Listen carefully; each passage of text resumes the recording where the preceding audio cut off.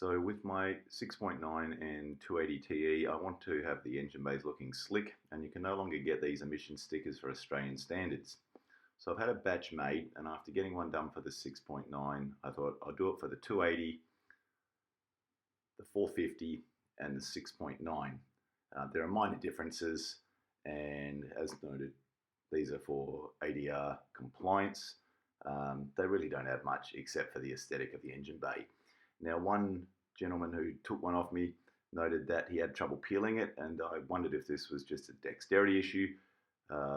This is not the case. The current batch that I've had made did, in fact, they're a little bit hard to peel off, and they would tear off the paper.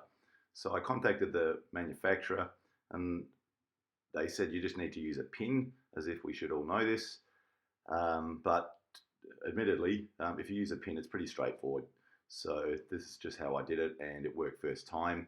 Now on the 6.9, the stickers are next to your option plate at the front. That sticker's been on there for a couple of years now. And on the 1, 2, 3, they are on the diagonal. They're not next to the option plate. They're over on the left side of the engine bay, if you're in the seat. So you can see here in the newly painted engine bay, the rest of the car's yet to be done. The sticker's very thin, so they easily crease and can be damaged. Just put them on gently, so parallel to the angle of the cross member, and starting at one side, just iron out the creases.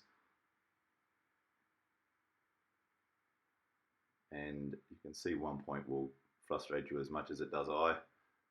That bubble's not coming out, and I am not particularly enthused about peeling it off to do it again, but we'll be all right. So they look the part.